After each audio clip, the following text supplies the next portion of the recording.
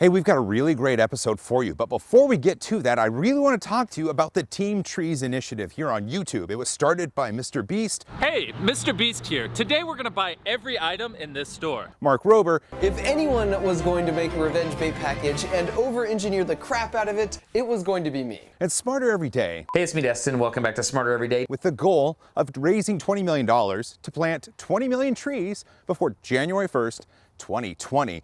Everything you need to know is in a link down in the description. We do have a really cool episode coming up where we work with a really awesome creator, and I can't wait for you to see it. But for now, let's get on with the show. Hey, it's Joel. Recently, we attended the East Coast Rep Rap Festival, affectionately known as ERF, a sound you make when you step on Lego. It was a wonderful event, and what was really cool is we got to design this. This is called a mic flag, and the idea is it offers a branded element to your microphone when doing interviews or when just being on camera. We got a lot of feedback about this. In fact, I posted it, I believe it was to Instagram. Lots of comments. People said they really wanted to know how to make it. In fact, a lot of people at the East Coast Rep Rap Festival that I was talking to commented on this and said, this is great. Is it 3D printed? It looks wonderful. It sure does. By the way, did I mention how much I loved your 3D printed mic flag? No, you didn't, but you can say that. Like, wow, your 3D printed mic flag. That rocks. So I'm going to show you in Fusion 360 how you can design your own for dual extrusion, and then we're going to talk about ways that you might need to troubleshoot the print. So let's get to it right here on 3D Printing Nerd. There you are. Welcome back. First, let's discuss why a mic flag or something like this is useful. Well, in designing this, I'm going to show you how to put a logo onto something in 3D space. Lots of people like having logos on things. In fact, you may have your own logo and you may want it on a thing. Here is a way to put a logo on a thing and then 3D print it. And what's also great, this was designed for dual extrusion. And so I'm able to not just print a logo on something, I'm able to do it in a different color or material than the thing. That's kind of cool. Doing something like this also gives us a chance to troubleshoot problems along the way, which we had a few of them. Before we get into this though, let's design our thing. Let's go into Fusion 360 and spit out a mic flag model to the computer. Look at this, we've got Fusion 360 open and I'm gonna show you how to create your own mic cube. First, what we need to do is start off with a sketch, and I've got that right here.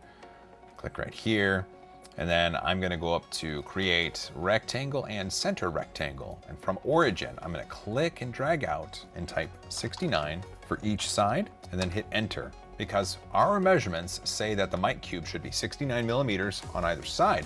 Now hit O for offset and click a side of that square there, and then bring it in, we'll say 3 millimeters. Easy enough. Hit OK. One more time though, hit O for offset, click here, and we're gonna bring it in 1.5 millimeters. Last, what we need to do is put a circle right in the center. So we're gonna click and drag out a center circle and type 40 for the diameter and hit enter. Those are all the sketches we need for this. Now what we need to do is extrude them upwards. We know that we want the mic cube to be 32 millimeters tall. So this outer wall, hit E for extrude, type in 32 and hit enter. Go back to sketches, turn on your sketches because we're not done yet. This part of the wall though, this needs to be a shelf on the inside that the top part is going to be able to rest on. And we want, we'll say a 2 millimeter top part on the mic cube, the thing that goes over the foam. So then hit E for extrude with it, it's selected, and type 30, because 32 is the total height, 30 is gonna be the height for this, and choose join. Last, this part right here. This is gonna be the bottom of the mic cube. So with the top being 2 millimeters, the bottom should be 2. So we hit E for extrude with it selected, hit 2, and make sure it says join, and then hit enter. Well, that was easy, right? But how do we make this top part here? This little top part that clicks into place, it's actually pretty simple. Go over to bodies and uncheck, select this, hold down shift and select this one and hit E for extrude. Go ahead and turn the bodies back on. And instead of a profile plane, you're gonna use an offset plane, and the offset is going to be, you guessed it, 30 millimeters. That means that this extrusion is gonna start 30 millimeters in the air, or essentially right where we have that little shelf. So our extrusion distance is gonna be 2 millimeters. And if you look, the preview looks pretty good. That's exactly where we want it. But we don't want to join though. What we want to do is make that a new body because we want to print that separately. So with new body selected, hit OK. There it is. Look at that. We have our two bodies. This is the body of the mic cube. This is the top of the mic cube. You can turn off that sketch for now. Now though, what we need to do is put our logo on it. It's actually a lot more simple than you would think. Go ahead and click the side that you want to start on, and then go to Insert and Insert SVG. Click the folder icon. I'm going to pick my 3DPN vector logo here, and I'm going to drag it into place. Obviously, you're going to be using your logo. So what you want to do is pick and choose your logo to use, and you want to size your logo. But this is where I'm going to put mine. I'm going to hit OK. And then I'm going to hit Finish Sketch. So we've got 3D Printing Nerd right there. And these are all vector lines, so we can extrude on them. So go ahead and select the 3 and then select all of the letters. You're going to hit E for Extrude. And you're going to take that arrow and you're going to go back into the model. In fact, you're going to go -3 for the distance because that's how thick your wall is. You want to cut out the wall first. So make sure your operation is a cut and then hit OK. This next step, we're going to now extrude 3 millimeters, but we're going to tell it it's a new body. That's because we want to do dual extrusion and make this multicolor. So what I like to do, turn off bodies, turn on the sketch, and then that makes it easier to select everything. With everything selected, you can turn the bodies back on, hit E for extrude, and that arrow, you're going to back it in -3 again. Just like before, you just want to make sure that operation is set to new body, and then you hit OK. It's going to create a bunch of bodies over here in the object browser. But that's okay, because these are all bodies, and we'll eventually assign them all out as an STL file. Now at this point though, we need to replicate this across the 4 sides, and that's where a pattern comes into place. So go up to Create Pattern, Circular Pattern.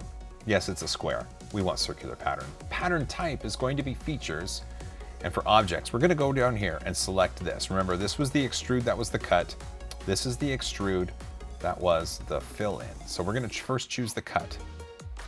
For the axes, what we can do, let's see, let's go and turn off the lid, and then we want to choose this blue one right here. And for quantity, we want 4. So essentially we're taking a flat plane and rotating it 4 times, and that's going to give us the cutouts on all the side. For compute option, make sure adjust is selected and hit OK. Fusion will think a bit, but look, we have 3D Printing Nerd cut out on all sides. The next step now is to pattern the fill-in parts, and that's pretty easy to do. It's the same process. So pattern, circular pattern, features. The objects this time is going to be the extrude where we filled everything in. The axes is going to be the blue one, or the up axes, and the quantity is going to be 4. Make sure adjust is selected for compute option and hit OK. It worked. You can turn off the sketch there, and if you rotate around, we have now 3D Printing Nerd on all of them. So now you're probably asking yourself, well, this is great, but how do we save this out for dual extrusion? This part isn't the easiest part, but I think this is how you do it, and let's give it a try. What we need to do is find the number for the bodies of not the logo. So let's see. So if you run your mouse over the sidewalls that aren't a part of the logo, it looks like it's highlighting body 36. If I turn that off, that's perfect. So then the middle part of the D is 32. There's probably an easier way to do this, but what I'm gonna do is just go through and select all of them. If you know of an easier way to do it, please let me know in the comments down below. So there we go. Here's what we have. We have all of the non-logo bits turned off, and we just have the logo sitting out there in space. So what you wanna do at this point is save off this STL as just the logos. So right up here where it says unsaved, because we have these selected in a way that makes only these visible, what we can do is hit the right mouse button and do save as STL. Our selection is the everything, but because we have the sidewalls and the non-logo turned off, this is all it'll save it as. The settings here are fine. So I'm gonna hit OK. And what I'm gonna do is just call these mic cube logos.stl, just like that.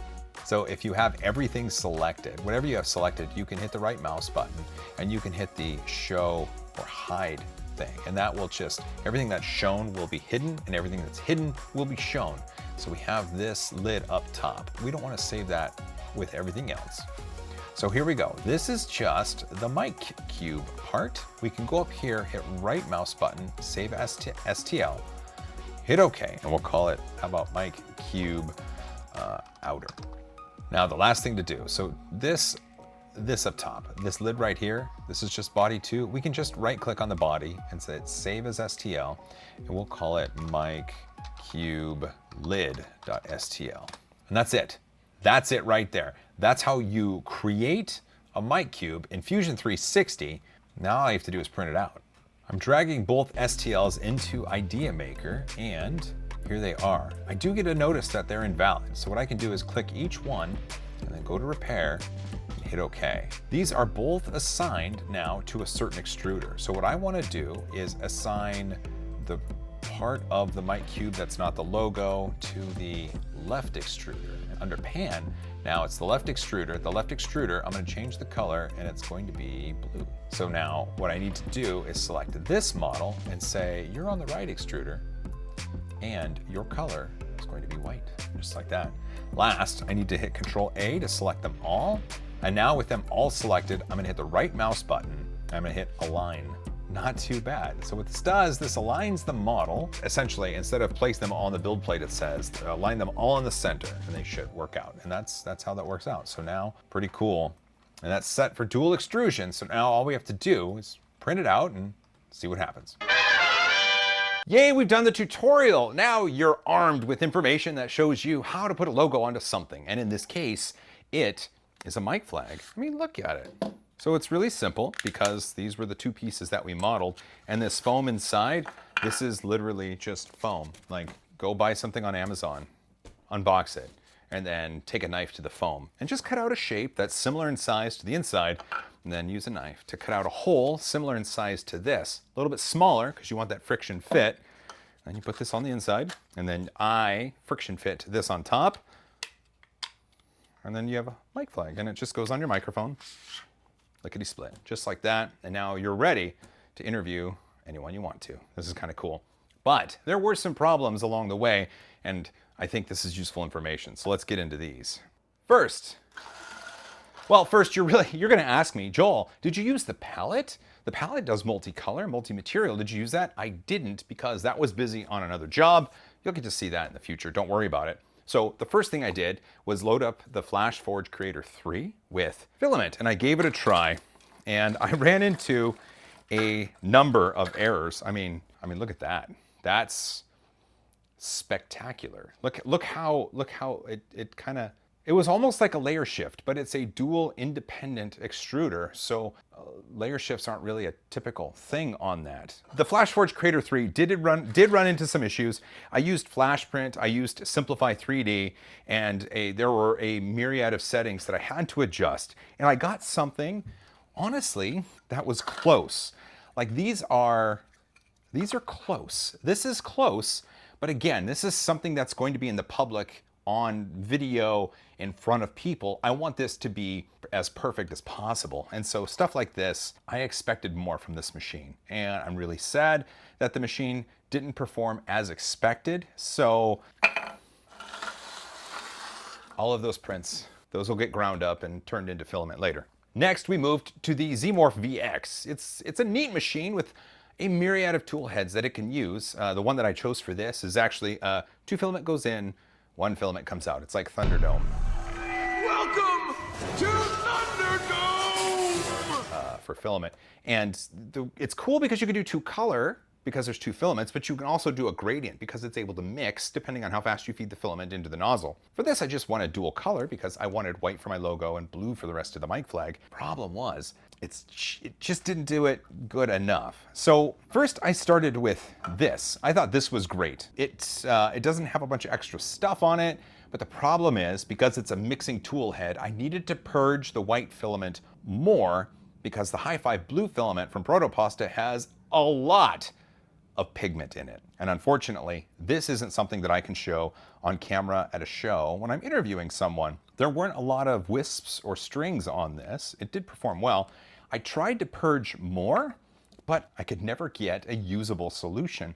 I was using Voxelizer, their slicer, and for some reason, I couldn't figure out how to properly print this thing. It's cool software. I just couldn't figure out. I'll spend some more time with it. If you have tips for Voxelizer, please leave them in the comments. But this is what I got. It's close, but it's not good enough. So what I did is I moved over to the Raise 3D Pro 2 Plus. And the reason I thought this was going to give me success is because it's not a dual independent extruder, but it is dual nozzle, which means that I'm not going to have to worry about clearing out the blue pigment before the white filament comes out like the Zmorph VX. And well, it worked pretty well. I used a wipe wall and I was able to print this, but I was still getting some leftover bits in there. I feel like I'm super duper close, like super duper close. So what I did is used a specific setting within Idea Maker that says that the nozzle not in use cools down a little bit. And what this does is it eliminates any ooze from the nozzle. It's fantastic, and I was able to get it printed, and that's why we have this wonderful mic flag right here. Again, everybody got to see it at the East Coast Rep Rap Festival. Now you've seen it, and hopefully with this tutorial, now I've empowered you to make something awesome. So go make something awesome and tag me on the Twitters. I'm at Joel Telling. I'd love to see what you make. Well, there we go. Look at that. A useful video. I've taught you something cool. I hope you go forth and make awesome. Don't forget to hug each other more. I do love you all. And as always, high five.